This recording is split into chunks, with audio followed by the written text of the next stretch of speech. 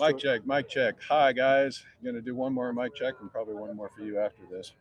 Great, thank you. Yeah, put that in there. Start right here. You know what? Yeah, that'll work. No, it won't work. Let's see. How about that? I think that works out. Outstanding. Right. Yeah. Hello, guys. I'd like to thank the Academy for giving me this award. I'd like to thank my parents and my producer. And most of all, I'd like to thank Satan. Just kidding. Check one. Everybody got a good mic check? Waiting on the there.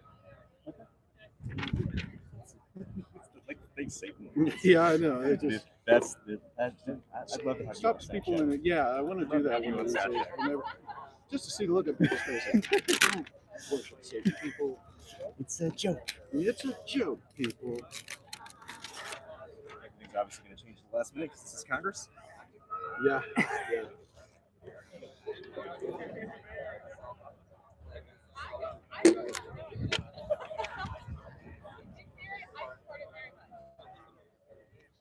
Okay, are you putting Yep. By the other. Okay, perfect. Are we allowing her to speak? At the very end? Oh, okay. So he has it here. Thank you so much, bro. Get her here. We're working on it. We still gotta wait for some Lulu. So after Chewy? After Chewy is Ilhan. Yeah, okay.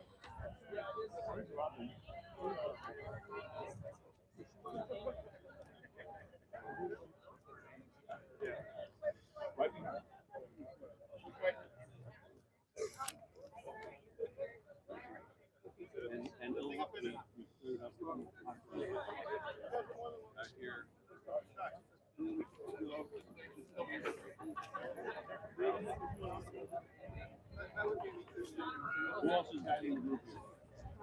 Guys, come back there. Casa, everyone. Where's Gustavo? Alright. This is good. Yeah, we'll get you guys all.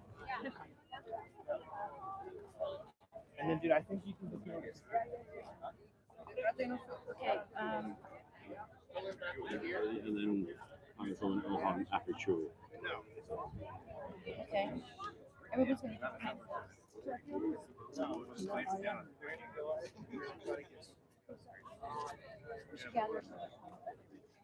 So how does this work? I need to know. That you're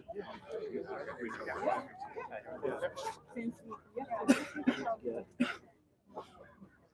Oh, yeah, I've been doing this for longer than yes.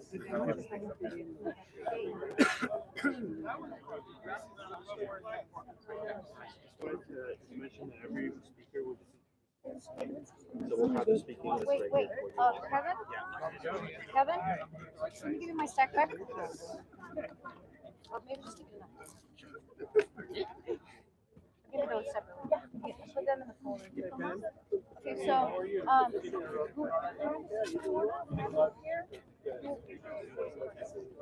so I'm gonna be starting it, I just yelled out there. and then you'll be. This is the worst reception I've ever got on this side of the That's because it's former house. Which are, and then,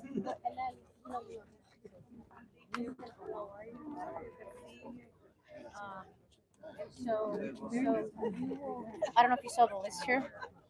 So he'll introduce you, and then you'll introduce him. He's here. Ken Padilla? Okay. Yeah. Si If no, he's not, just go to the next person. to Jerry? Yeah, if he's not. Keep Okay. going. Okay. Yeah. Pramila is here. I'm not seeing Jerry. Okay. Yeah. So if you're on the TV, How are you? Good to see you. Hey, Gabe. Good to see you, Lana. All right. okay? Good? Good. When I'm 5 feet tall, no one, I mean. Okay, good afternoon. Good afternoon. I'm Congress member Nane Barragan and chair of the Congressional Hispanic Caucus, which is now a 42 member strong, the largest caucus we've ever had. The CHCs gather here today with our partners, which are leaders, members of other caucuses here on the Hill. We're here for one reason. We are here to fight, to protect immigration as it is. Or let me put it a little differently. We're here to call on President Biden and Majority Leader Chuck Schumer to reject the immigration and border proposals at the hands of Republicans in the ongoing negotiations around the supplemental aid package. Republicans continue to hold funding for America's allies hostage at the expense of migrants and to pass Trump-era border policies. Republicans are pitting vulnerable groups against each other to strong-arm policies that will exacerbate chaos at the southern border. We are urging the Biden administration to say no. Do not take the bait. We are calling on our colleagues to hold the line, to hold the line. Truthfully, the White House, and I've said this, should not have put border policy together with foreign aid, and that the two should be separated out. Now, I think that this is going to set a dangerous precedent, which is why we are standing here today. And this is exactly what Republicans want. They want to be able to get this now, and anytime we vote on something else, on foreign aid or whatever it is, they're going to ask for more and more and more. The CHC is concerned about the reports, the most recent reports that we're hearing now, of these Trump-era immigration policies possibly becoming permanent laws in exchange for one-time funding. And worse, these negotiations are taking place without a single Latino senator at the table, without a single CHC member at the table, and not even consultation or engagement with our Latino lawmakers. And that is completely unacceptable. As chair of the Hispanic Caucus, I urge the president to completely reject these ongoing conversations in which we are giving up. And we are saying that we're going to put basically an end to asylum. We cannot allow that to happen. And two, we need to continue to push to have our CHC senators at the table and in the room. And we call on the White House to also engage with the Hispanic Caucus and meet with us and work towards a solution that we can all come together and support. And the CHC will continue to sound the alarm bell on all the immigration policies that are being brought up and these funding negotiations that are going to be harmful. We know Republicans don't want to solve this problem. Some of what they're offering is only going to make things worse. And some of what they're offering doesn't even have anything to do with the southern border. And so we will hold the line. And with that, I'm going to have the honor of introducing the senator from New Jersey, who's been a champion for immigrants, a champion on this issue for a long time, and has been fighting in the Congress for a very long time to get comprehensive immigration reform. With that, Senator Menendez. Well, thank you, Madam Chair. I'm thrilled to join my colleagues in the House and in the Senate, and not just the Hispanic Caucus, but the Asian Pacific Caucus, the Black Caucus, the Progressive Caucus. It is a wide concern that we have.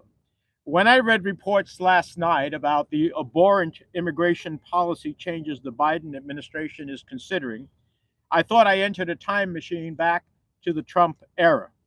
I could not comprehend how a Democratic president who vehemently countered Trump's policies as a candidate is seriously putting forward the most Trumpian, anti-immigrant proposal that President Trump himself could only have dreamed of accomplishing.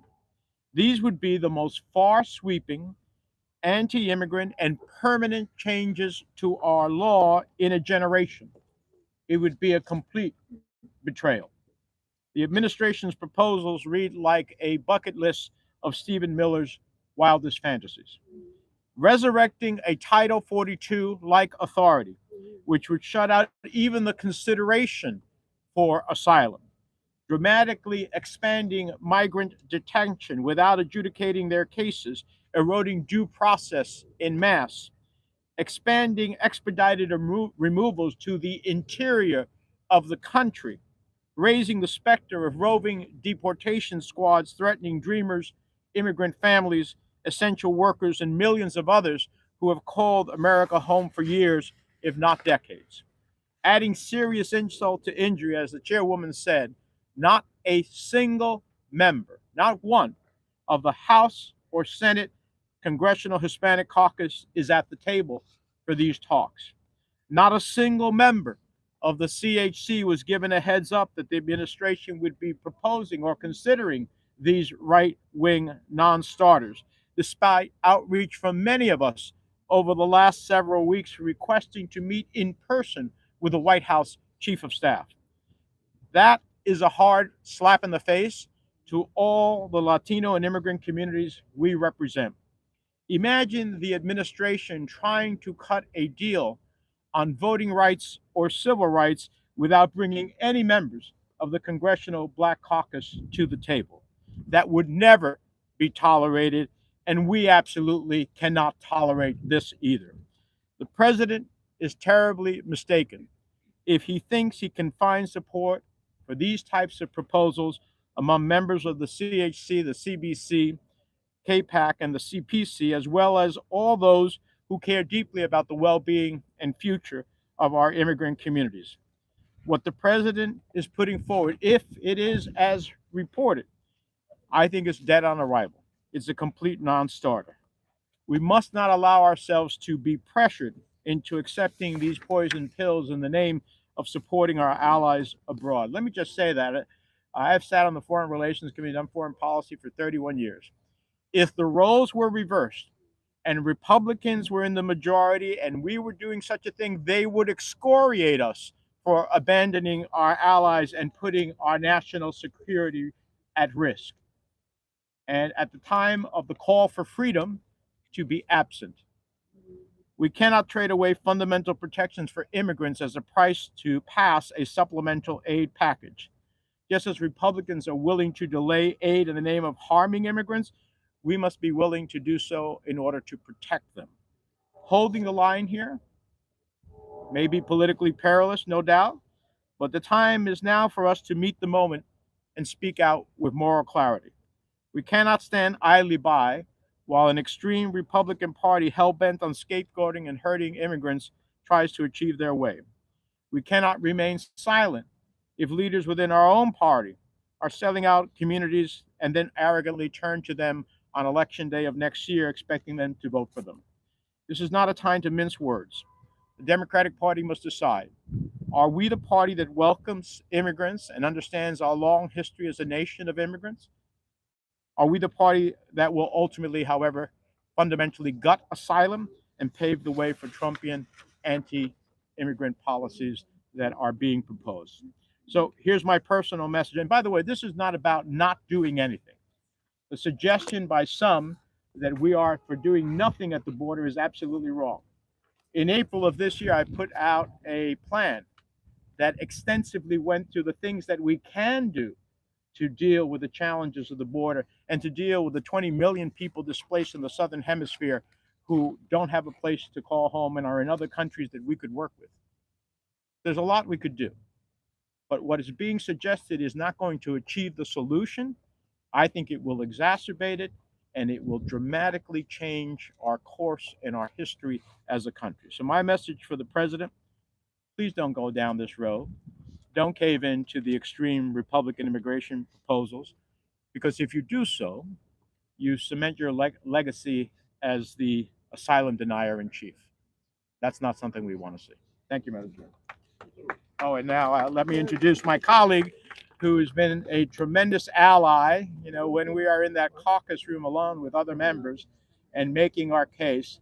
There is no one who has been a stronger voice alongside me than the senator from New Mexico, Senator Ben Ray Lujan.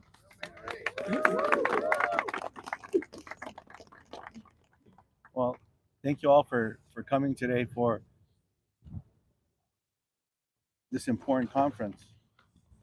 I want to thank Nanette Barragan, the chair of the Congressional Hispanic Caucus, for bringing us together again and for her steadfast advocacy in standing strong in our concerns with what's playing out before our eyes. The plan that Senator Menendez just showed us is a reminder of plans that were put forth that offer real solutions to challenges that a broken immigration system in America faces. I want to emphasize something that Senator Menendez said. There have been many that have been suggesting that folks in the Senate and the House don't want to do anything in this space. That is wrong. My mom and dad would just say it's a lie. These plans have been put forth that will offer significant solutions, and Senator Menendez just laid out one. With the return of some of these policies that are being proposed, that are being talked about as we gather here today with the return of policies that were authored by Stephen Miller and put forth by folks like Donald Trump, remain in Mexico. I want to illustrate something that many of us in the Congressional Hispanic Caucus saw with our very eyes. And what I'm sharing with you was in Matamoros. Norma Torres, Nanette Barragan have similar stories. Veronica Escobar has her stories from years ago when I was in the House and we all traveled together to bring attention to what was happening. When many of us traveled to Matamoros to see what was happening under these Title 42 so-called Remain in Mexico policies, some of the most vulnerable families were in encampments without water, without electricity, with latrines that were dug by hand in these very areas. Single moms that I had the honor to learn from and to visit with that would not sleep at night out of fear that their young children might be kidnapped or raped. Lawless areas that were created that not even the UN was invited to go into. That will all return. How could we, as the United States of America, advocate for the creation of anything like this? And that's just one of these policies. I certainly hope and pray that there are those at the White House that are listening, that we have asked for a meeting with the Chief of Staff, Mr. Zients. Please take it. Let's sit down and talk, and let's find real solutions that are going to be meaningful for all of the challenges that are before us in the United States of America while living up to our national security responsibilities. One of our colleagues that has been speaking up on a daily basis, not just in his responsibility as the chairman of the subcommittee on the Judiciary Committee in the Senate that has jurisdiction over this space, but every chance he gets, wherever he may be, across California or here in Washington, D.C. And I want to introduce you and ask our next speaker to come up, the senior senator from California, Alex Padilla.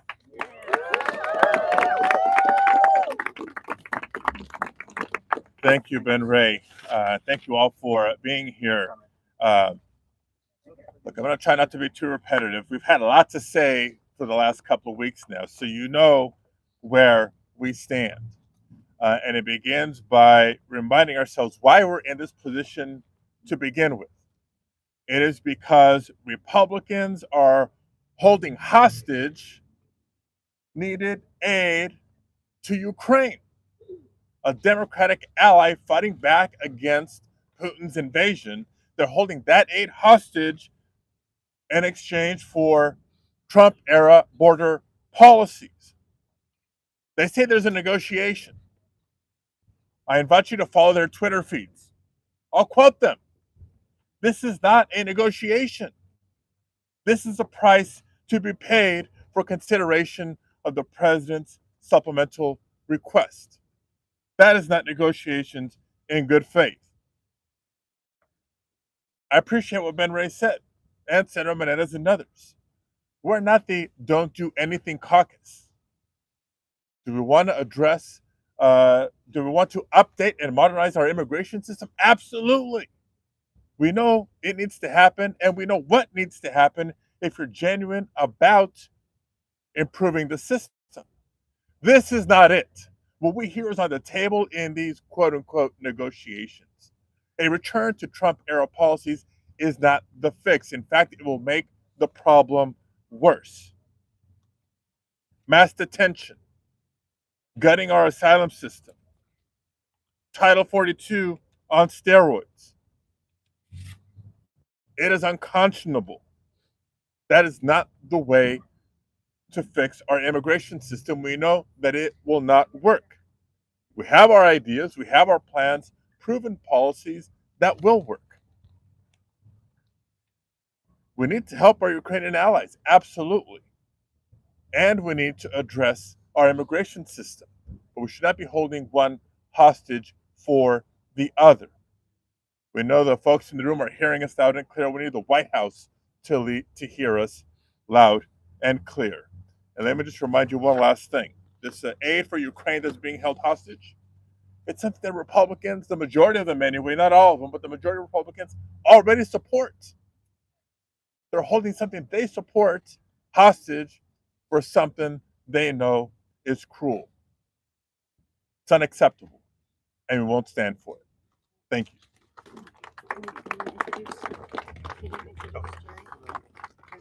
Now it's my honor to introduce the ranking member now of the House Judiciary Committee. I'm a member of the Senate Judiciary Committee, but the leader on the House side, Congressman Jerry Nadler.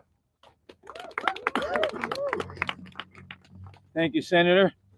Our Republican colleagues need to stop holding aid to Israel and Ukraine hostage over unrelated and draconian border policy demands. The fact that the Speaker of the House continues to insist that the House can only accept Ukraine aid if it is paired with the House Republican fantasy border bill H.R. 2 is ridiculous. The bill barely passed the House due to bipartisan opposition. The Speaker's insistence on its inclusion appears just to be an excuse to avoid an actual vote on aid to Ukraine. As it is, the border changes being discussed in the Senate are deeply troubling. They would decimate our asylum system, return us to Trump-era policies of transit bans, and further eliminate essential legal pathways. What's worse, none of these changes would actually fix the situation at the border.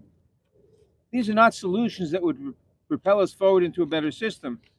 Instead, they would take us backwards. Sadly, we have seen the deadly and dangerous consequences of shutting our doors to refugees. When the United States joined with Canada and Cuba in turning away the MS St. Louis and her more than 900 Jewish passengers in 1939, we allowed refugees to be returned to persecution in Europe. Nearly 1/3 of the boat's passengers perished at the hands of the Nazis. Many other countries also turned away Jewish refugees during World War II. The horrors that followed led to the creation of the United Nations and ultimately to the international refugee framework that we still use today, the asylum system. The changes being proposed in the Senate fly in the face of those commitments we made to ensure we never again return those seeking refuge to their persecutors. As we have said all year, it is long past time to reform our immigration system, which has been atrophying for 3 decades, by providing more legal pathways for people to come to the U.S., by modernizing the system for people to be able to work and to be with their families, and by hiring additional immigration judges and asylum officers so asylum claims can be heard quickly and efficiently without compromising due process. House Democrats have consistently offered and passed bipartisan solutions, like the Dream and Promise Act and the Farm Workforce Modernization Act. If the Senate really wants to make progress in immigration, it would act on these bipartisan bills instead of giving in to Republican hostage-taking on crucial policy issues as part of a supplemental funding bill. The fact that the price for supporting our allies abroad and investing in our communities at home appears to be a return to the dark days of Donald Trump's immigration policies is a shameful sign of just how broken this Congress has become. Thank you, and now introduce the chair of the Congressional Progressive Caucus and the KPAC Immigration Task Force, co-chair Pramila Jayapal. Thank you so much, Ranking Member Nadler. Thank you, Chairwoman Barragan, for your leadership on this, and to all the CHC members as well. I also want to thank my colleagues in the Congressional Progressive Caucus, which I am proud to chair. And we have been on the front lines of this debate. Let's be very clear once again about why we are here today. Republicans are choosing to hold Ukraine funding hostage in exchange for cruel and unworkable immigration policy demands. Senate Democrats and the White House must not agree to these extreme demands. It is imperative that my Senate colleagues and the White House understand what is on the table are policies so extreme that if enacted, it would literally be the most exclusionary, restrictive immigration legislation since the racial quota laws of the 1920s, literally turning the clock back 100 years. And I say that also as my position as the ranking member of the Immigration Subcommittee. We also, by the way, were not consulted, just as Senator Padilla's Immigration Subcommittee was not consulted. We absolutely need to reform the immigration system, which has not been reformed in 30 years and no longer meets our country's needs. But returning to Trump-era draconian policies that rely on enforcement-only strategies will not solve the problem. The proposals that are being discussed right now in the Senate would only create more chaos at the border and decimate our outdated, overburdened immigration system.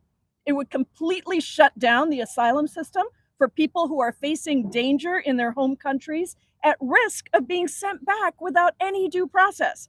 Changing the credible fear standard, implementing a transit ban, enacting a new indefinite Title 42 type national expulsion authority, and hugely expanding expedited removal that leads to mass deportations. These are hallmarks of Donald Trump and extreme MAGA Republicans. They cannot become the hallmarks of the Biden administration and Democrats.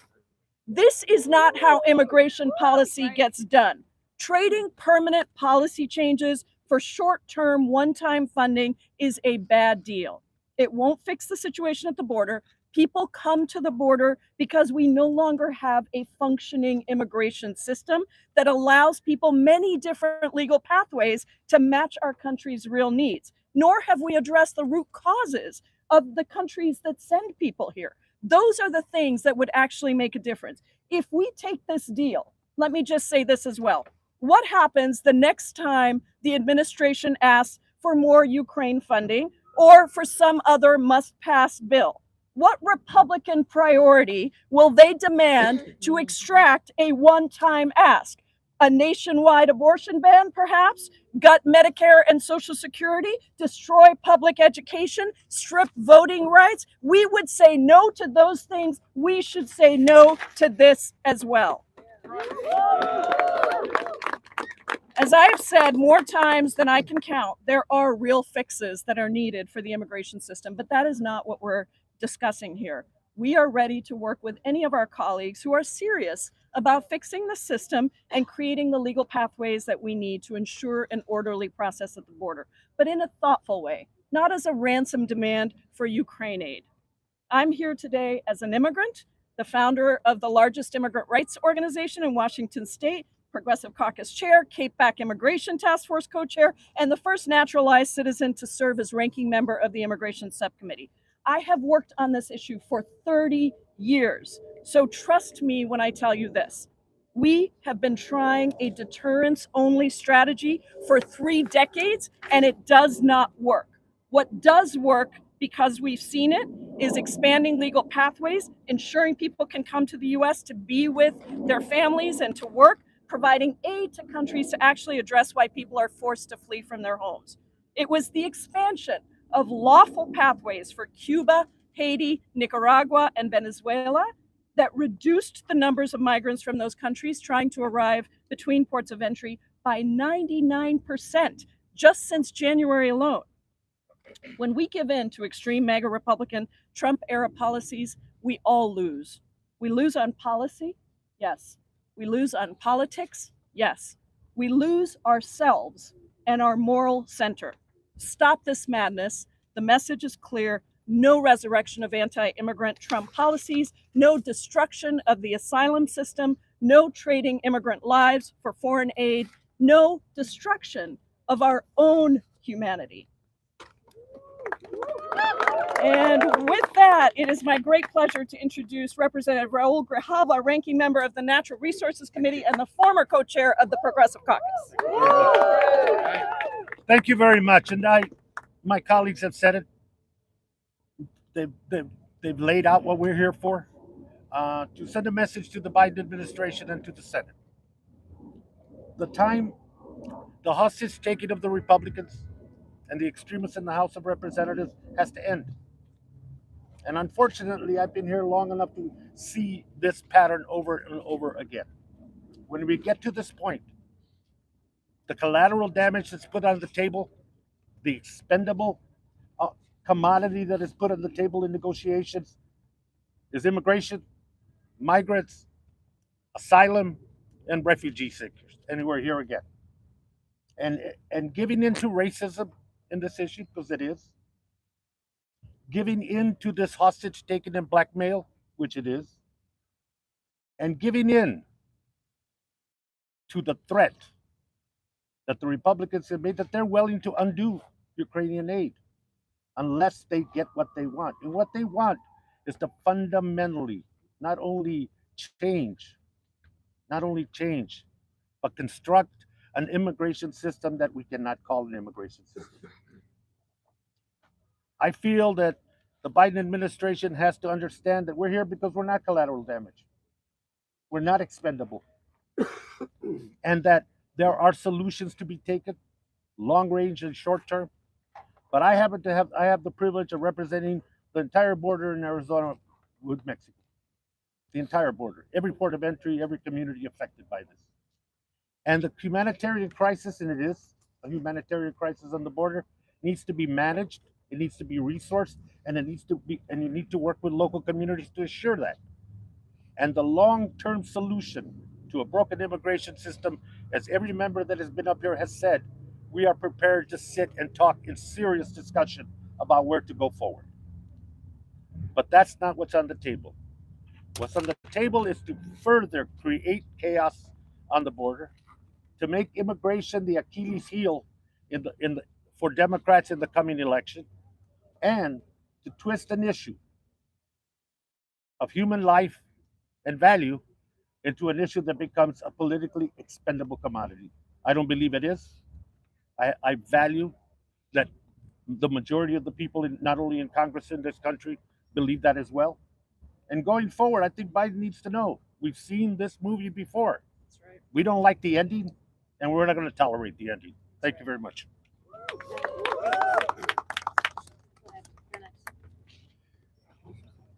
Hi, I'm Congressman Adriano Espaillat from New York. We're here to save asylum. Asylum is an intricate part of the fabric of America. It is deeply rooted in the everyday lives of millions upon millions of American families that have come from all parts of the world seeking a better future. And we are at this crossroad, and this must not be a zero-sum game where an automatic win for one translate into a devastating loss for another. We don't have to push one down to lift another up.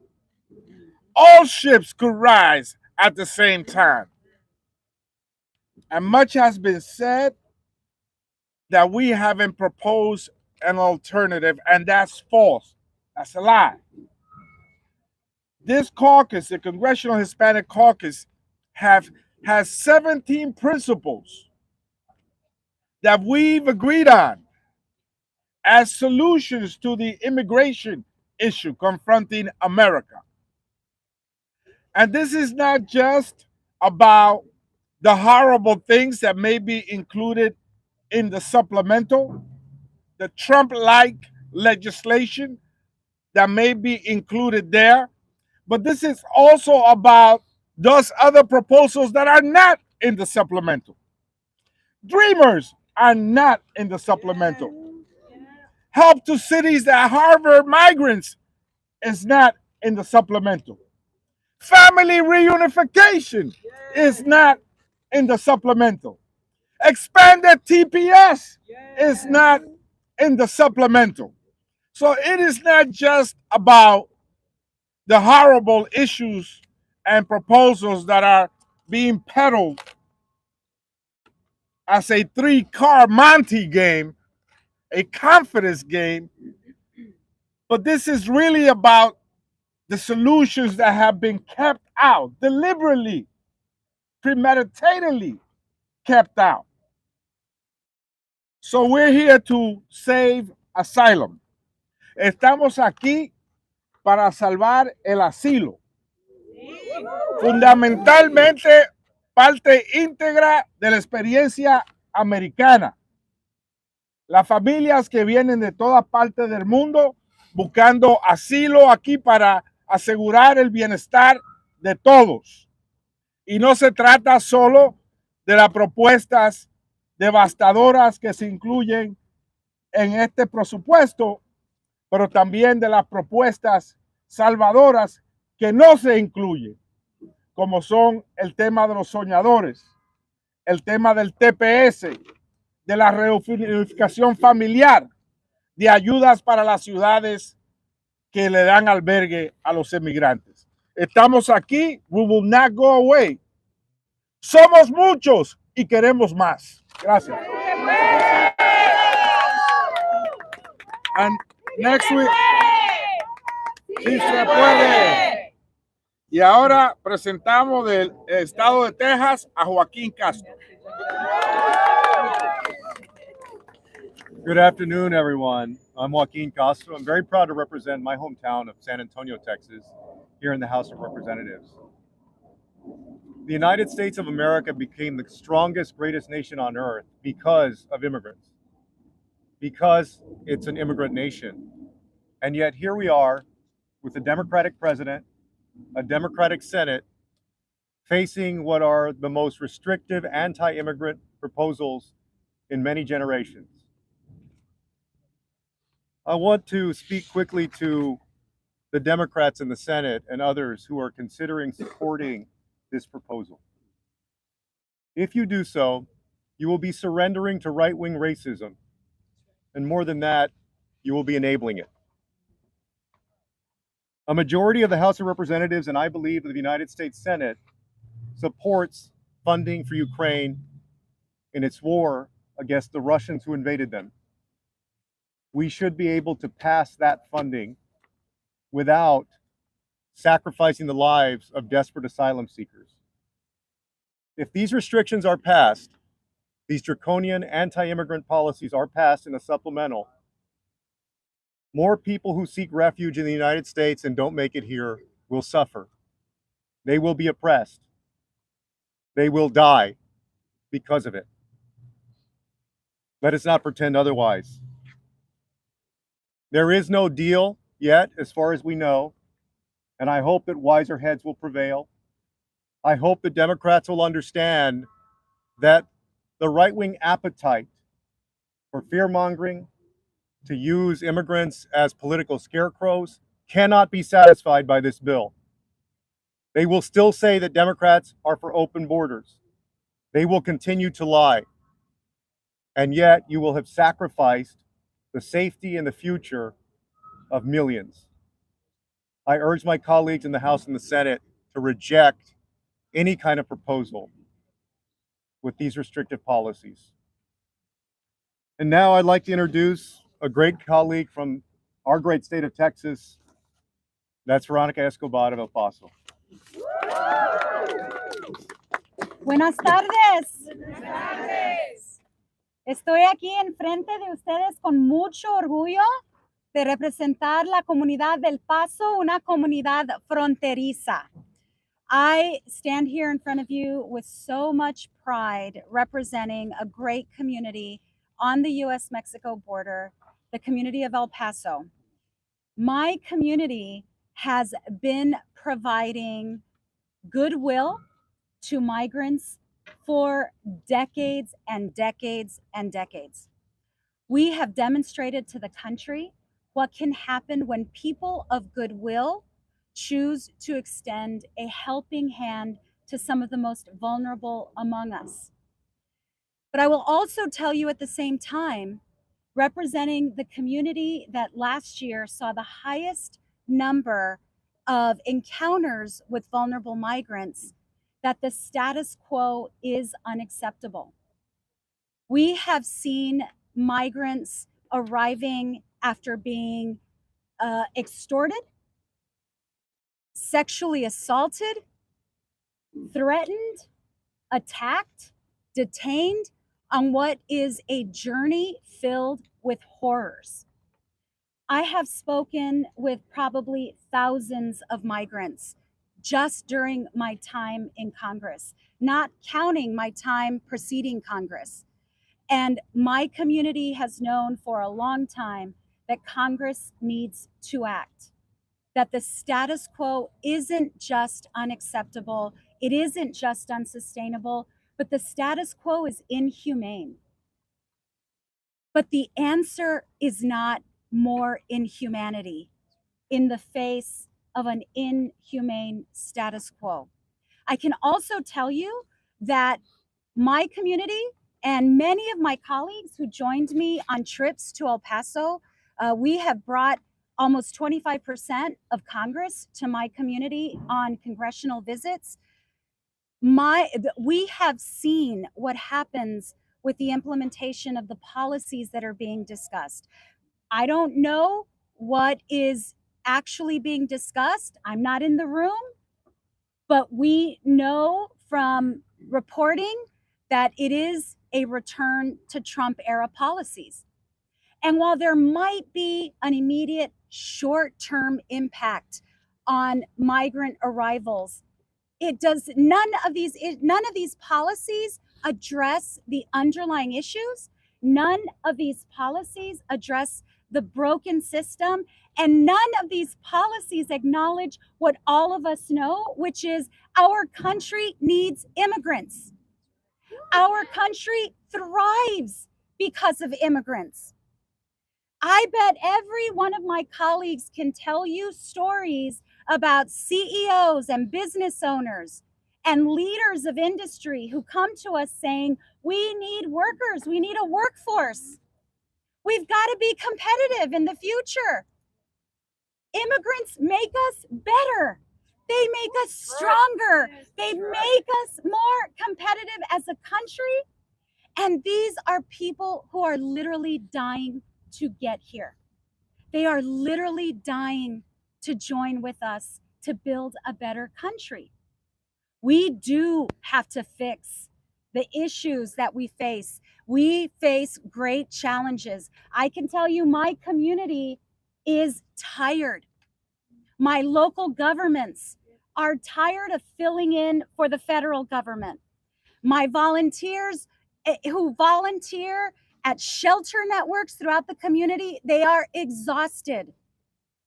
But what the Senate is talking about would be horrific.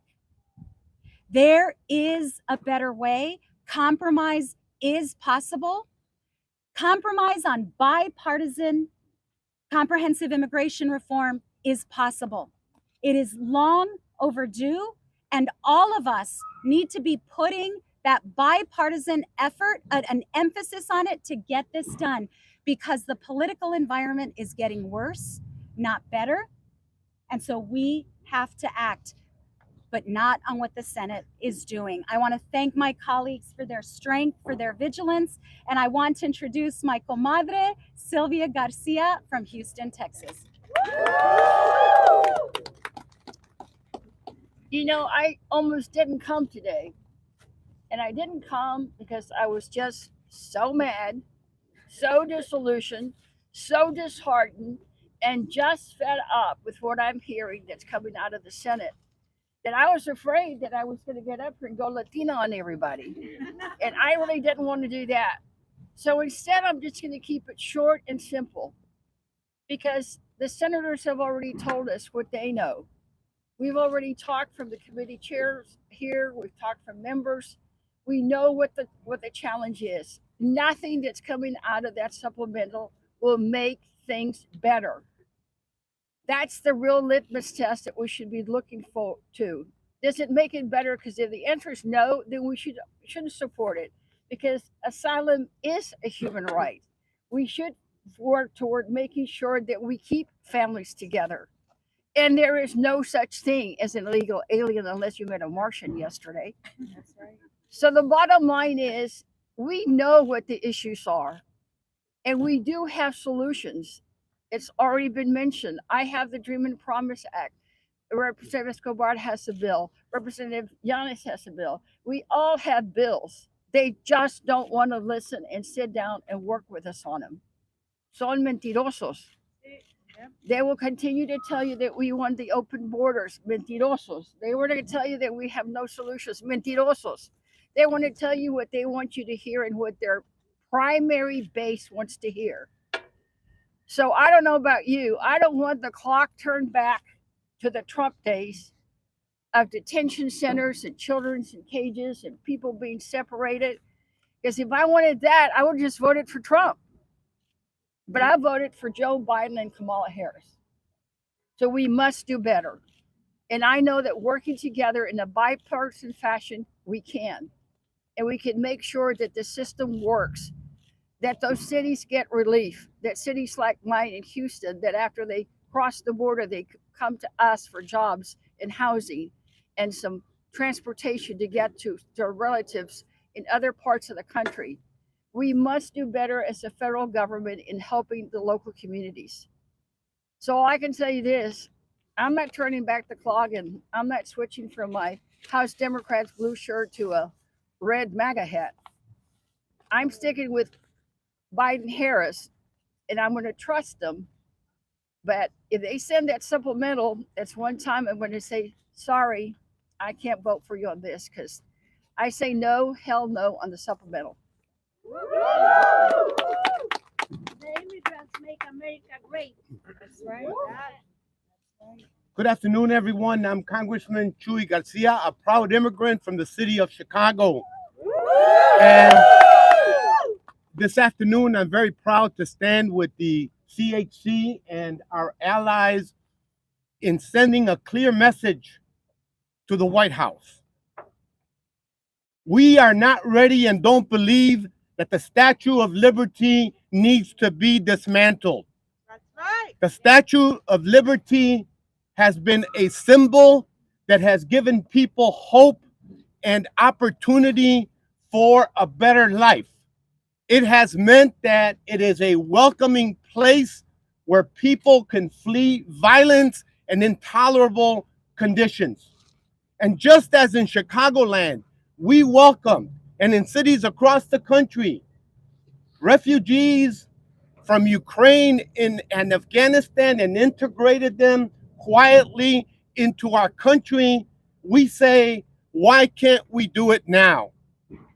We're not ready to dismantle the Statue of Liberty, and we tell President Biden, do not give in to the hostage-taking situation that extreme Republicans and their puppet master are forcing and trying to convince you to engage in.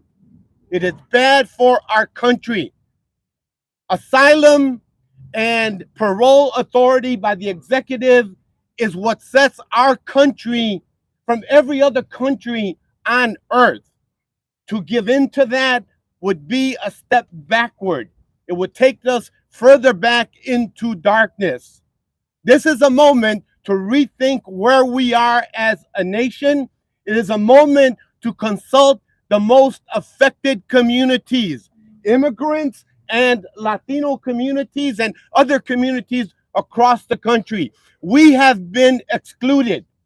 That's not what the president campaigned on, and that's why today we underscore, don't leave us out. We are a part of the future of our country, and we think that this should continue to be the place where people can come to when they suffer from oppression and other bad things across the world. Reject the hostage taking. Let's have real negotiations and do it right. We've put forward proposals for good progressive immigration reform, rooted in the great tradition that has been the American way, and which should be upheld at this point in time in our history. Muy buenas tardes, hermanos y hermanas. Esta tarde me da mucho orgullo estar con los miembros del caucus hispano. Le estamos reiterando a la Casa Blanca y al presidente Biden y a nuestros colegas en el Senado que no vayan a sucumbir y convertirnos en el chivo expiatorio, en el cordero que se va a sacrificar para satisfacer la agenda extremista del Partido Republicano. No queremos que se desmantele la estatua de libertad. La estatua ha sido el símbolo que ha dado la bienvenida a los pueblos que sufren de la opresión. los pueblos que fugan y que buscan una vida mejor. La libertad y la oportunidad siempre ha estado en este país y ha sido la esperanza de todo el mundo. Ahora no es el momento de sucumbir a esas malas intenciones de quienes quieren crear una crisis. No es justo que seamos rehenes de una situación política manipulada por extremistas republicanos que solamente quieren crear más caos e injusticia en el mundo y en la frontera sur de nuestro país. Muchas gracias.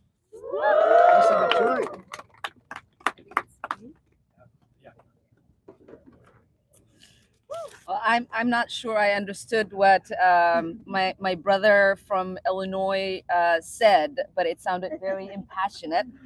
And I will join him in saying that I am also a proud immigrant, a refugee that represents the great state of Minnesota. I am here because I believe asylum seekers should be treated with humanity because I was. Because I believe that refugees should be welcomed in our country like I was.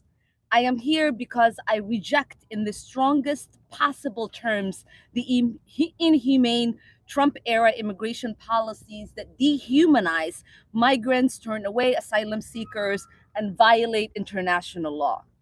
To be clear, expelling migrants without asylum hearings is in direct violation of international law and the United States law, both of which guarantee the right to seek asylum. But just as importantly, they do anything to make our country safer. Around the world, there are more people displaced now more than at any point in human history. Human rights violations, rampant violence, massive global inequality have produced migrants and refugee crises in the Northern Triangle to the Horn of Africa, from Venezuela to Ukraine to Sudan and Burma.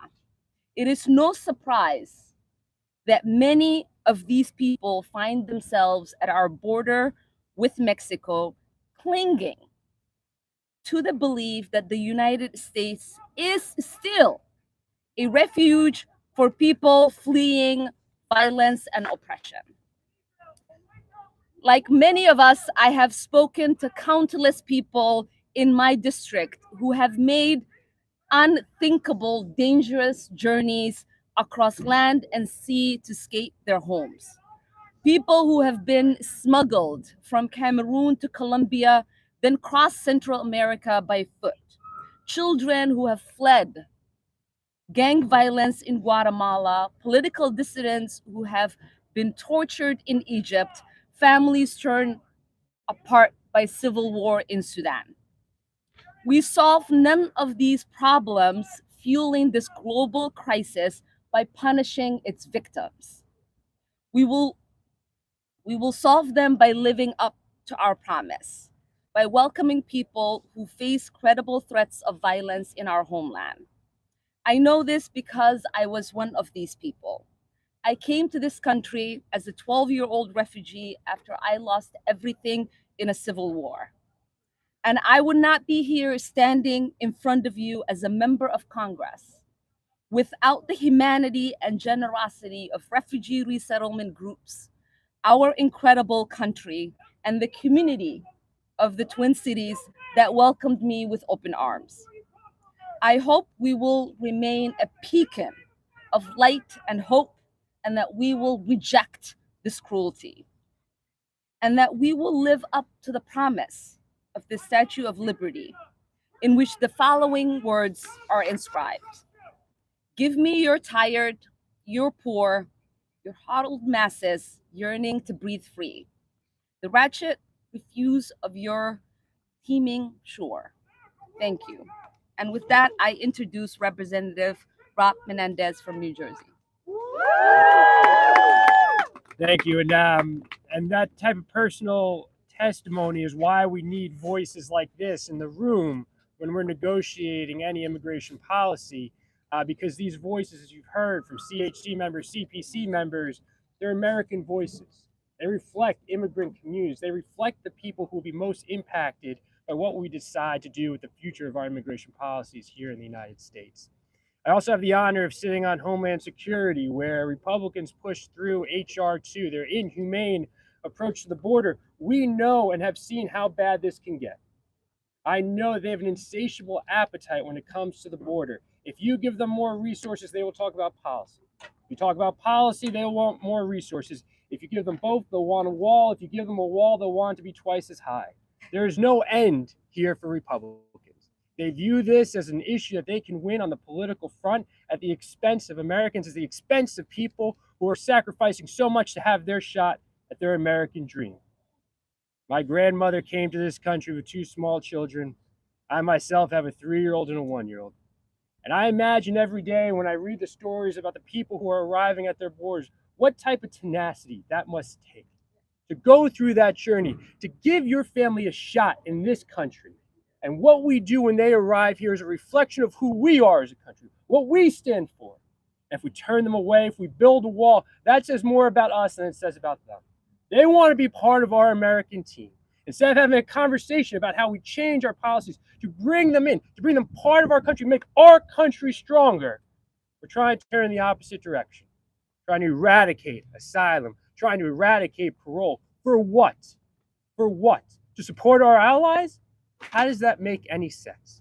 That's why so many people are out here in the cold, because we're so frustrated by what we've seen. We're so frustrated by the direction that we're on. We should be having a real conversation. We want to have that conversation. Republicans don't, because they believe this is the last issue that they can win on. This issue, on your backs, on our backs, is the last issue that they can win on.